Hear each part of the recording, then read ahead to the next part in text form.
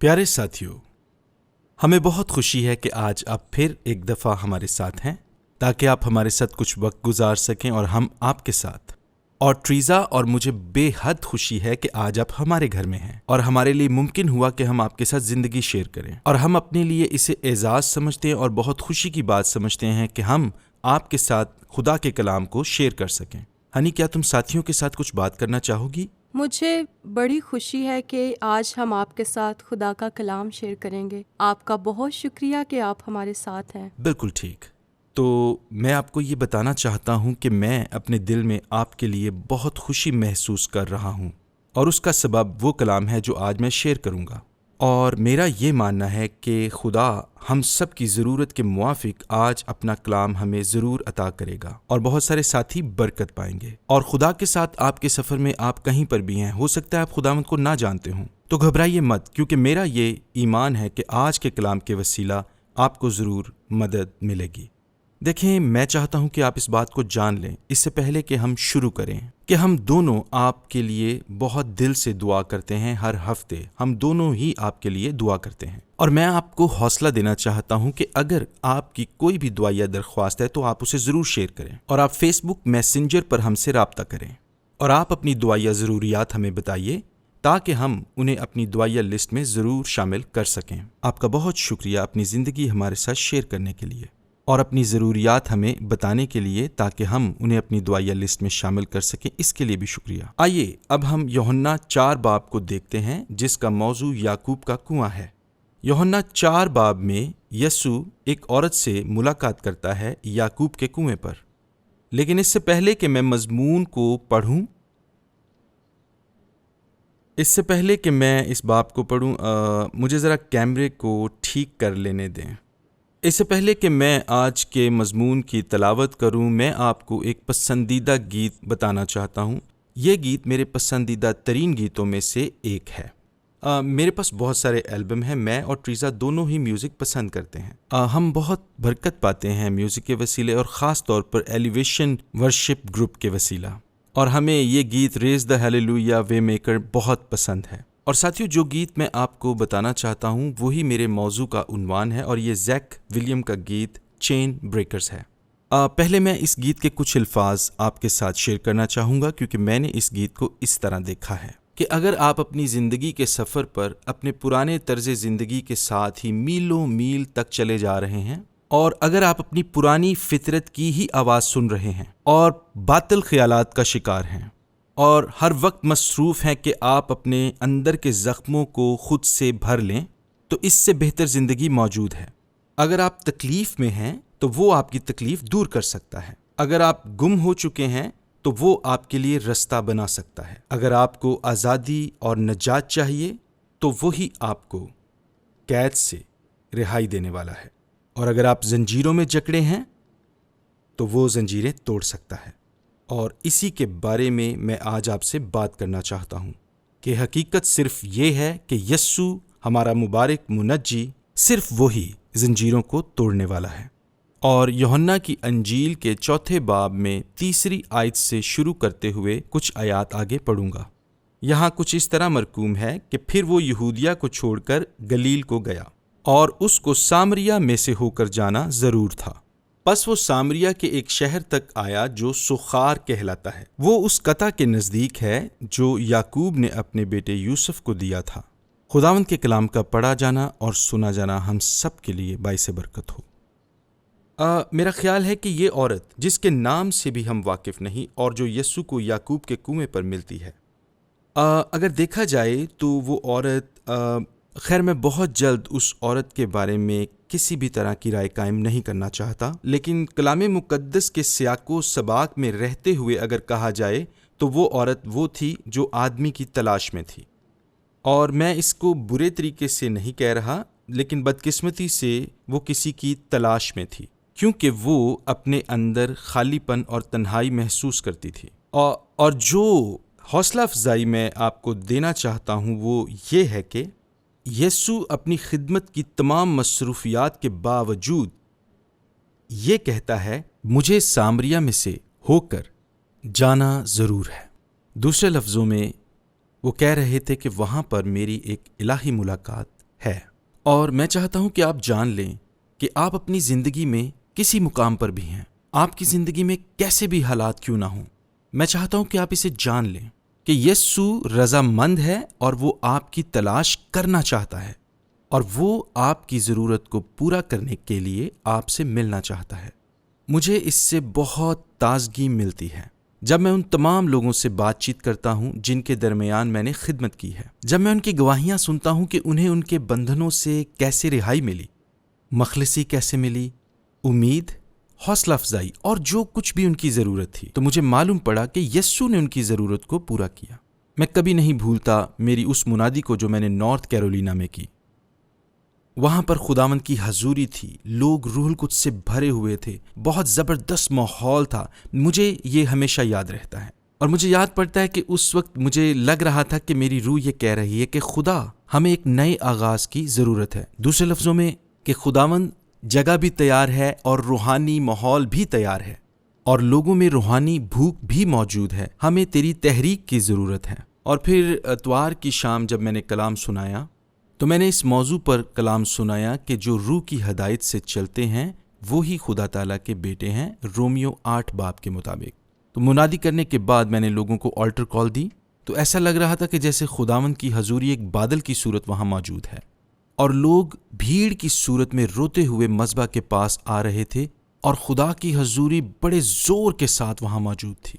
لیکن میں یہ کبھی نہیں بھولتا کہ اسی عبادت میں ایک نوجوان عورت تھی جو کلام کے بعد میرے پاس آئی اور مجھ سے کہا کہ میں اپنی زندگی سے بہت ہی اکتا چکی ہوں، اور اس نے اپنی زندگی کے تمام مسائل بتانا شروع کیے جن سے وہ لڑ رہی تھی، اور یہ بھی بتایا کہ وہ خودکشی کرنا چاہتی تھی، لیکن پھر وہ مسکرائی اور اس نے کہا کہ آج کی شام یسوع نے مجھے آزاد کیا ہے۔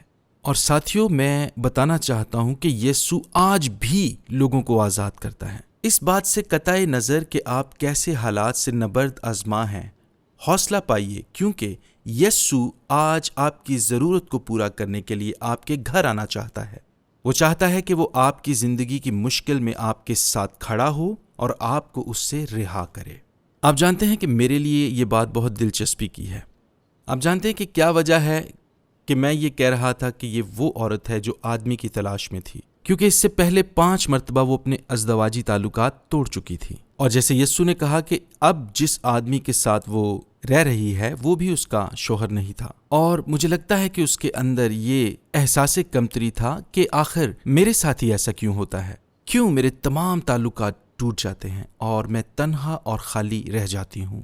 اور اگر آپ کے تعلقات بھی کبھی اچھے نہیں رہے تو آپ سمجھ سکتے ہیں کہ میں کیا کہہ رہا ہوں۔ اب دیکھیں، یسوع نے اس عورت کے ساتھ یعقوب کے کنویں پر بات چیت کرنا شروع کی، اور یسوع نے گفتگو کا آغاز یوں کیا کہ مجھے پانی دو۔ تو اس عورت نے یسوع کی درخواست یا اس کے سوال کا جواب بھی ایک سوال سے دیا، اور اس نے کہا کہ تو یہودی ہو کر کیوں ایک سامری عورت سے بات کر رہا ہے، اور ایک یہودی کیسے ایک سامری عورت سے پانی مانگ سکتا ہے؟ اور جب یسوع نے اس کے سوال کا جواب دینا شروع کیا تو کچھ اس طرح تھا، اور میں چاہتا ہوں کہ ہم اس بات کی گہرائی کو اچھے طور پر سمجھ لیں۔ اور جس بات کو میں نے جانا وہ کچھ اس طرح سے تھی کہ جب یسوع نے کہا کہ مجھے پانی پلا، تو آپ کو تاریخ میں نبوکت نظر کے دور میں جانا ہوگا۔ تو جب نبوکت نظر اس وقت بابل کی تمام مملکت کا حکمران تھا، تو ایک ایسا وقت آیا کہ جب شاہ بابل نے چڑھائی کی اور یہودیہ کے تمام لوگوں کو اسیر کر کے بابل میں لے گئے، اور اس وقت جو لوگ بوڑھے تھے یا پھر جو بیمار تھے ان کو پیچھے یہودیہ میں چھوڑ دیا گیا، اور ان کو ہیکل میں کام کرنے والے فقیہوں کی زیر قیادت چھوڑ دیا گیا تھا، اور ان فقیہوں کی ذمہ داری تھی کہ وہ بیمار اور بوڑھے لوگوں کی اچھے سے دیکھ بھال کریں۔ اور پھر جب وقت گزرتا گیا تو ایک واقعہ پیش آیا کہ یہودیہ کے علاقہ میں غیر یہودی شہری داخل ہونا شروع ہو گئے، اور یقیناً جب وہ داخل ہوئے تو آپس میں شادیاں شروع ہو گئیں، اور جس کے نتیجے میں جو لوگ پیدا ہوئے ان کو سامری کہا گیا، اور یہودی لوگ ان لوگوں کو بالکل پسند نہیں کرتے تھے اور انہیں سامری کہہ کر پکارتے تھے، یا پھر انہیں آدھا یہودی کہہ کر چھڑاتے تھے۔ اور اگرچہ یہودیوں اور سامریوں نے مل کر خدا کی ہیکل کو تعمیر کیا تھا، تو بھی سامریوں کو اس ہیکل میں جا کر دعا کرنے کی اور عبادت کرنے کی اجازت نہ تھی، اور یہ مذہبی تعصب کی وجہ سے تھا۔ اور میں اسے اس لیے بھی دلچسپی کی بات مانتا ہوں کیونکہ اگر آگے دیکھیں تو یسوع کے دور میں بھی ان سامریوں کے ساتھ مذہبی تعصب اور انتہا پسندی روا رکھی گئی، اور یہ بہت عام بات تھی۔ یہی سبب تھا کہ وہ سامری عورت جو اس کنویں پر تھی وہ حیران تھی کہ کیسے ایک یہودی شخص ایک سامری عورت سے بات چیت کر سکتا ہے۔ اور میں چاہتا ہوں کہ آپ جان لیں کہ ہمیں اس بات سے تسلی ہے کہ ہمارا خدا، اس میں کسی بھی طرح کا تعصب نہیں۔ یہ کہ ہمارا خدا کسی انسان کو اس کی جلد کے رنگ، مذہبی پس منظر، وہ ان چیزوں پر دھیان نہیں کرتا جن چیزوں پر ہم بطور معاشرہ دھیان کرتے ہیں، جیسا کہ ثقافتی تعصب۔ جب وہ ہم پر نگاہ کرتا ہے تو وہ ہمیں اپنی مخلوق کے طور پہ دیکھتا ہے، اور جب وہ ہمیں دیکھتا ہے کہ ہم اپنی راہ سے بھٹک چکے ہیں یا کھوئی ہوئی بھیڑ ہیں تو وہ ہمیں واپس اپنے ریوڑ میں شامل کرنا چاہتا ہے۔ اور اگر ہم نئے سرے سے پیدا ہو چکے ہیں تو ہم کلیسیا کا حصہ ہیں، ہم مسیح کی دلہن ہیں، ہم وہ بچے ہیں جنہیں دیکھ کر اسے شادمانی ہوتی ہے۔ اس سے مجھے قوت ملتی ہے اور راحت ملتی ہے، کیونکہ میں ایک ایسے خدا کی عبادت کرتا ہوں جو کسی بھی شخص کا طرفدار نہیں ہے۔ تو خدا کے لوگوں، مجھے امید ہے کہ آج آپ جہاں کہیں بھی ہیں اور آپ کو کیسے بھی حالات کا سامنا ہے، تو آپ کا مسیح کے بارے میں نقطہ نظر بدلنے والا ہے کہ وہ آپ کے حالات میں آئے گا، وہ آپ کے معاملے میں آپ کے لیے شامل ہوگا اور بغیر کسی تعصب کے آپ کی مدد کرے گا، جو ساری قدرت کا مالک ہے، اور وہ آپ کی زندگی میں شامل ہوگا اور آپ کو جانے گا، بالکل اسی طرح جس طرح وہ اس عورت کے ساتھ تعلق کو بڑھا رہا تھا۔ اور اب وہ گفتگو جو ان دونوں کے درمیان انجام پا رہی تھی، وہ عام گفتگو سے روحانی گفتگو میں منتقل ہونا شروع ہو گئی۔ پہلے تو وہ گفتگو پانی پینے کے بارے میں تھی، اور پھر اچانک سے یسوع مسیح نے اس کی زندگی کے لیے کلام کرنا شروع کر دیا اور اس سے یوں مخاطب ہوا کہ اے عورت، اگر تو مجھ سے مانگتی تو میں تجھے زندگی کا پانی دیتا۔ دوسرے لفظوں میں کہ میرے پاس خدا کا تحفہ ہے، میرے پاس وہ تحفہ ہے جو ابدی زندگی کہلاتا ہے، میرے پاس زندگی کا دریا ہے۔ اس کے بارے میں ہمیں آیت نمبر 11 میں پتہ چلتا ہے کہ وہ عورت اب بھی اسی بارے میں سوچ رہی تھی، اور وہ تمام معاملے کو اب بھی دنیاوی نقطہ نظر سے دیکھ رہی تھی، اور وہ کہتی ہے کہ تیرے پاس تو پانی نکالنے کے لیے کچھ ہے نہیں، تو کیسے پانی نکالے گا؟ تو اس کنویں سے پانی نہیں نکال سکتا۔ لیکن یسوع مسیح اب اس گفتگو کو دنیاوی سے روحانی طرف موڑ رہے ہیں، اور وہ کہتے ہیں کہ اگر تو وہ پانی جو میں تجھے پینے کو دیتا ہوں پی لے تو تو دوبارہ کبھی پیاسی نہ ہوگی، بلکہ وہ پانی ایک چشمہ بن جائے گا جو ہمیشہ کی زندگی کے لیے جاری رہے گا۔ 14ویں آیت کے مطابق مجھے یہ بہت پسند ہے، مجھے یہ بہت پسند ہے کہ خدا ہمارے روکھے سوکھے اور زندگی سے خالی تجربات کو اور احساسات اور جذبات کو اور یہاں تک کہ معاملات کو لے کر بدلنے کی صلاحیت رکھتا ہے۔ وہ زندگی کے تحفے کے ساتھ ہمارے پاس آتا ہے۔ جان لیں کہ یسوع جہاں کہیں بھی جاتا ہے وہ زندگی دیتا ہے، وہ یکسر بدل دیتا ہے، وہ ہمیں تازہ دم کرتا ہے، وہ ہمیں نیا بنا دیتا ہے، وہ ہم پر حکمران ہوتا ہے، کیونکہ یہی وہ خدا ہے جس کی ہم عبادت کرتے ہیں۔ میں اس بات کے لیے بہت بے چین ہوں کہ کسی طرح سے میں آپ کو یہ بات سمجھا پاؤں، اور غالباً آپ اس آیت سے واقف ہوں گے، افسیوں 2 باب اس کی 12 آیت۔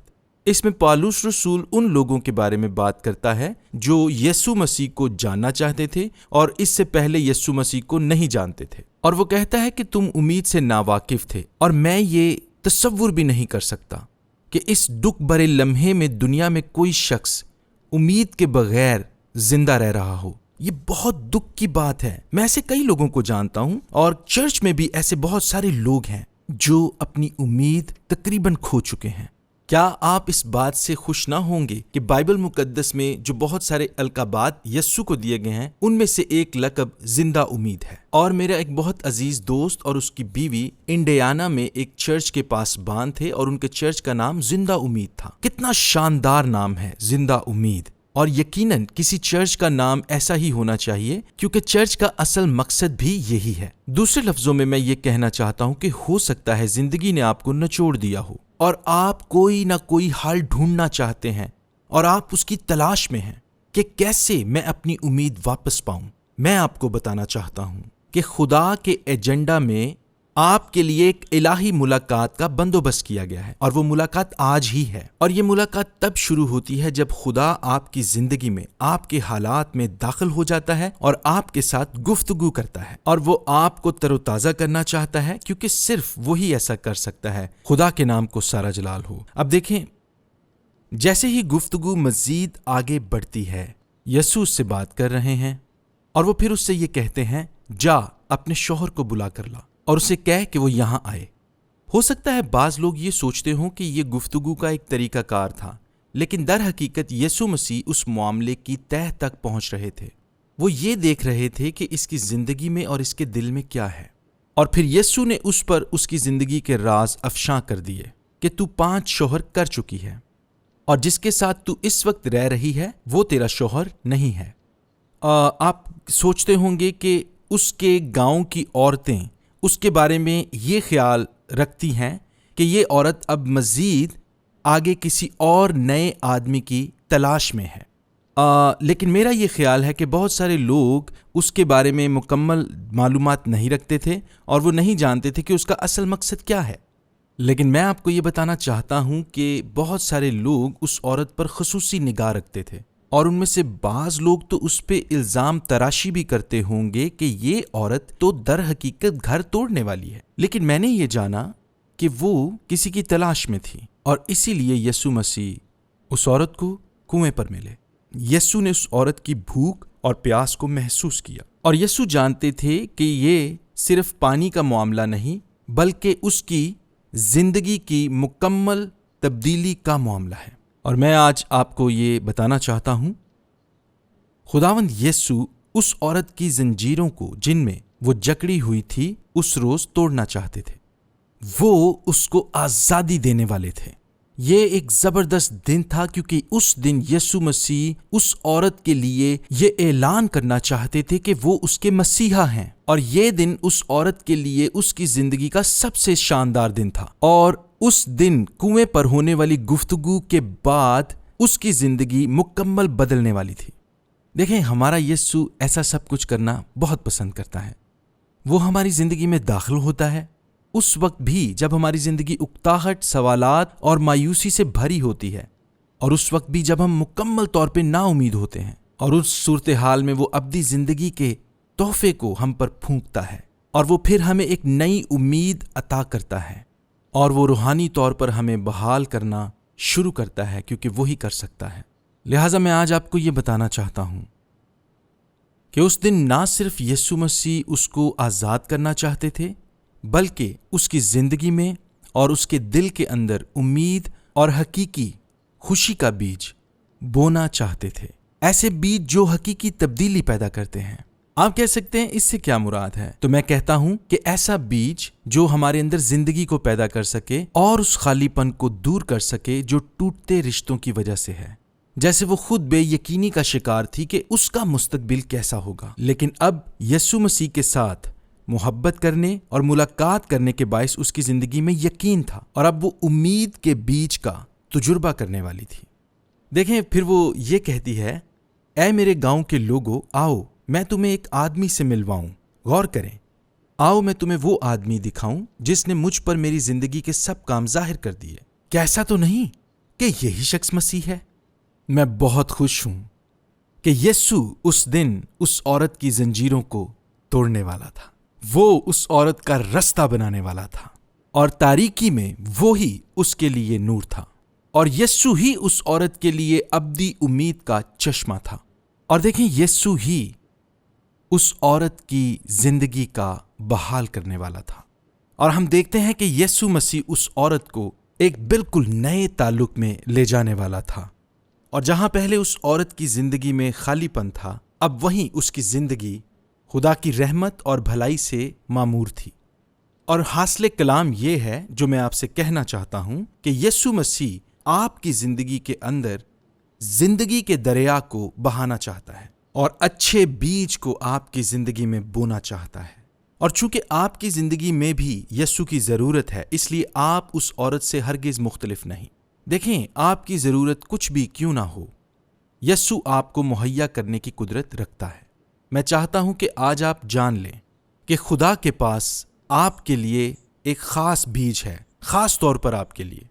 آپ کہہ سکتے ہیں اس سے کیا مراد ہے؟ جب میں اس پیغام کو ترتیب دے رہا تھا اور میں دعا میں تھا اور میں خدا کا منتظر تھا، تو مجھے لگا کہ خدا نے میرے اندر کلام کا بیج رکھ دیا کہ میں آپ کو یہ بتاؤں کہ خدا آپ کے لیے، آپ سب کے لیے مقصد کا بیج رکھتا ہے، یعنی آپ کی زندگی کی سمت۔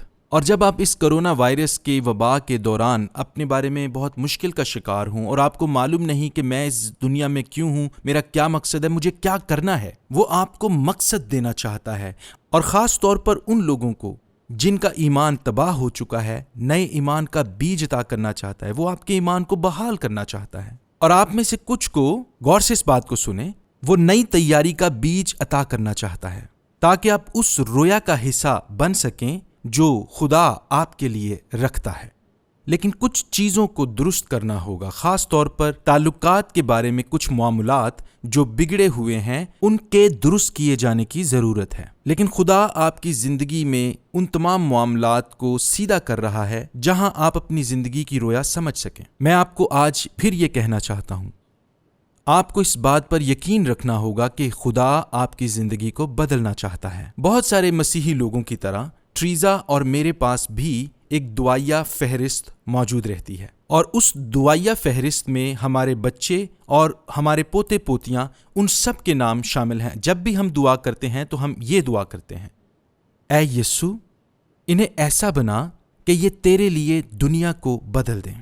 اور میں آپ کی حوصلہ افزائی کروں گا کہ آپ اپنے بچوں کے لیے اور اپنے پوتے پوتیوں کے لیے دعا کریں، اور خدا سے یہ کہیں کہ خدا، اگرچہ میں نہیں جانتا کہ میرے تمام بچے کہاں رہتے ہیں اور کس طرح کی زندگی گزار رہے ہیں، کہ اے خدا، میں یہ دعا کرتا ہوں کہ تو انہیں مسیح کے لیے دنیا کو بدلنے والا بنا دے۔ میرا ایمان ہے کہ خدا آپ کے بچوں کی زندگی بدلنا چاہتا ہے اور آپ کے پوتے پوتیوں کی زندگی بدلنا چاہتا ہے، اور وہ چاہتا ہے کہ ان کی زندگیوں میں اپنا جلال اور اپنی رحمت بھر دے، اور اسی خدا کو ہم مانتے ہیں۔ اور اب آیت نمبر 28، اور وہ عورت اپنا برتن وہیں چھوڑ کر چلی گئی اور وہ عورت اپنے گاؤں واپس گئی اور لوگوں سے کہا، آؤ اس آدمی کو دیکھو۔